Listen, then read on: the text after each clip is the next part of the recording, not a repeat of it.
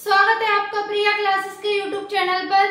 आज हम एक इतिहास की एक कहानी लेकर आए हैं जो इतिहास में बहुत ज्यादा प्रसिद्ध है, फिरोजा और वीरमदेव की कहानी। ये कहानी उस समय की है जब दिल्ली का सुल्तान अलाउद्दीन खिलजी था। दिल्ली का सुल्तान अलाउद्दीन खिलजी था तो इनकी और कानड़देव जो जालौर का राजा था, इनकी दुश्मनी थी।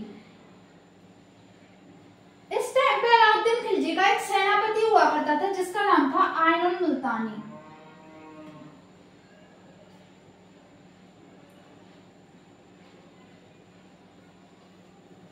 आइन उल मुल्तानी जब जालौर पर अटैक करने गया तो ये राजा से मिला कानड़देव से और इसने कहा कि तुम क्यों लड़ाई कर रहे हो, फालतू में ही संधि कर लो, सब शांति से महल चलेगा।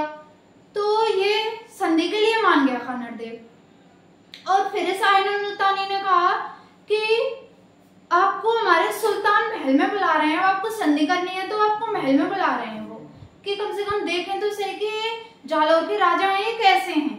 तो कानड़देव था वो मान गया।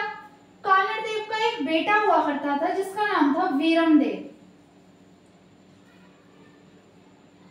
तो वीरमदेव और कानड़देव दोनों दिल्ली के लिए चल दिए।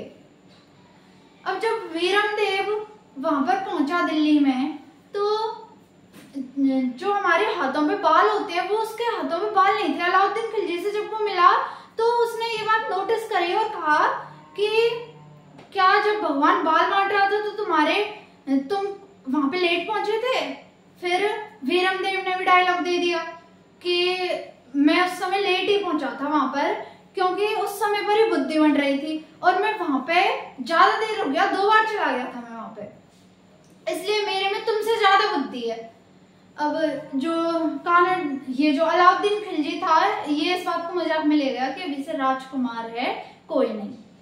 तो ये जो वीरमदेव था इसकी सुंदरता के किस्से उधर भी होने लगे, पूरी दिल्ली में भी ये बहुत ज्यादा हैंडसम था। और इस समय भी अलाउद्दीन खिलजी की एक बेटी हुआ करती थी जिसका नाम था फिरोजा।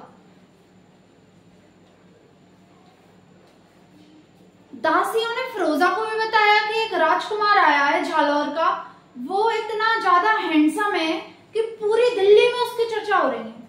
अब फिरोजा ने भी सोचा कि ऐसा कौन सा राजकुमार है, मैं भी तो देखूं उसे, कि पूरी दिल्ली में वो आया, एक दिन हुए नहीं उसे और पूरी दिल्ली में चर्चा होने लगी उसकी।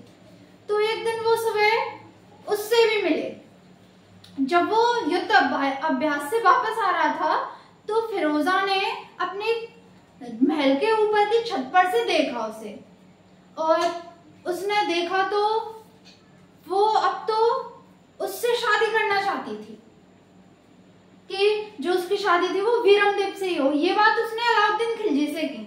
अब अलाउद्दीन खिलजी था वो उसकी बात को तो टाल नहीं सकता था, उसके आगे उसने हार मान ली। और फिर वो अलाउद्दीन खिलजी कानड़देव के पास गया कि जो हमारी बेटी है वो तुम्हारे बेटे से शादी करना चाहती है वीरमदेव से। अब वहां पे जो दिल्ली के महल में ही थे तो वहां पे दिल्ली के सुल्तान से मना तो कर नहीं सकते थे वो, उन्होंने कह दिया हाँ ठीक है देख लेंगे। तो उन्होंने ये कह दिया। उसके बाद ये दिल्ली वापस आ गए, मतलब जालौर वापस आ गए और फिर खत लिखकर भेजा वीरमदेव ने कि देखो अलाउद्दीन खिलजी, तुम कितना भी प्रयास कर लो, ना तो मैं किसी तुर्कानी से आज शादी करूं और ना ही कल करूं, तुम कितना भी प्रयास कर लो। और ये जब खत अलाउद्दीन खिलजी को मिला तो उसे गुस्सा आ गया।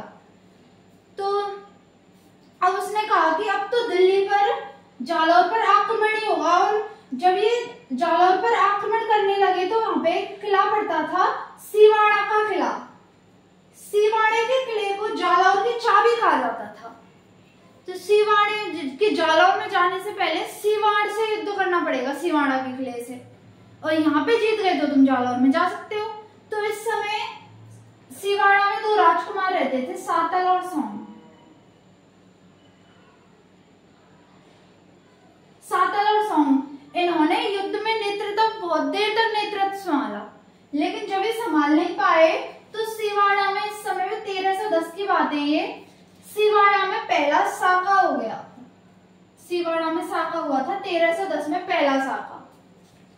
अब सिवाड़क के किले को उन्होंने जीत लिया। तो अब वो जालौर की तरफ बढ़ गए।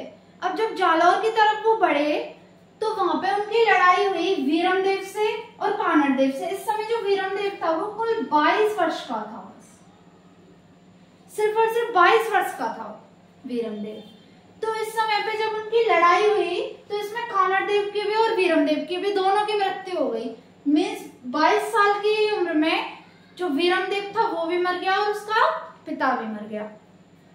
तो इससे पहले, इस युद्ध से पहले जो फिरोजा थी ये खुद मिलने गई थी वीरमदेव से कि देख तू शादी कर ले, क्या हमसे फालतू में लड़ाई करना चाहता है, लेकिन वो नहीं माना। उसने कहा मामो लाजे भाटिया कुल लागे चौहान, जो मैं परणू तुर्कानी तो उल्टा हो गए भाण। कि मैं वीरमदेव जालौर का राजकुमार यदि मैं किसी तुर्कानी से शादी कर लूं तो यह ऐसा तभी संभव है जब सूर्य पश्चिम से होगे, और ना तो ऐसा कभी होगा कि सूर्य पश्चिम से होगे और ना ही वीरमदेव किसी तुर्कानी से शादी करेगा। अब जब ये वापस आ गई तो इस समय पे जो फिरोजा थी इसकी एक दाई माँ हुआ करती थी गुलबिहिस्त।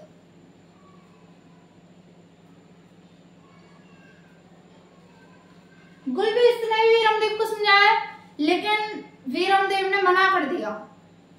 तो अब वीरमदेव मर चुका था, तो इसने जो फिरोजा थी इसने कह दिया था कि अपने पिता से कहा था इसने पहले अलाउद्दीन खिलजी से कि पिताजी हो सके तो वीरमदेव को इस युद्ध में कोई हानि मत पहुंचाना। और फिर इन्होंने सैनिकों से कहा कि अब ऐसा तो हो नहीं सकता कि वीरमदेव भी युद्ध लड़ेगा तो वो जीवित तो वापस आ नहीं सकता, लेकिन हो सके तो उसे जीवित वापस ले आना, और जीवित नहीं आए तो कम से कम मरे हुए को तो उसे महल में ले ही आना वापस। तो जो वीरमदेव था उसके शरीर के टुकड़े टुकड़े हो गए थे कि उसका जो शरीर था वो मिला नहीं। जैसे तैसे करके वीरमदेव का जो कटा हुआ सिर था यहाँ तक वो मिला था सिर, और उसे ही जो सैनिक थे वो ले आए फिरोजा के पास।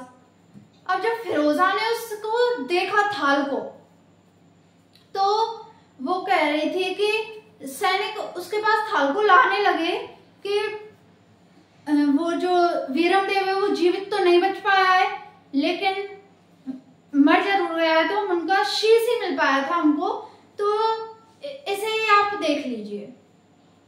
लेकिन क्या हुआ जब थाली रखी गई तो जो वीरमदेव का सिर था वो जिधर से फिरोजा देखती थी वो घूम जाता था, जिधर की साइड फिरोजा देखती थी उससे जस्ट अपोजिट हो जाता था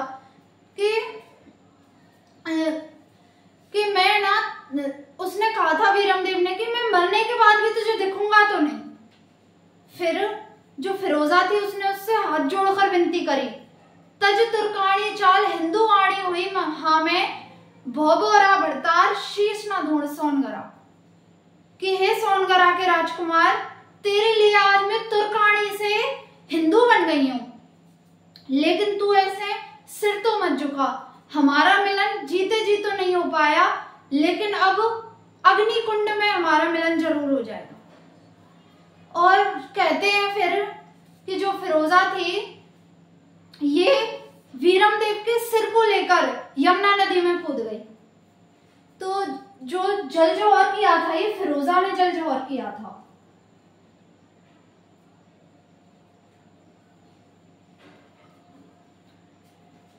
ये थी फिरोजा और वीरमदेव की अमर कहानी। Thank you.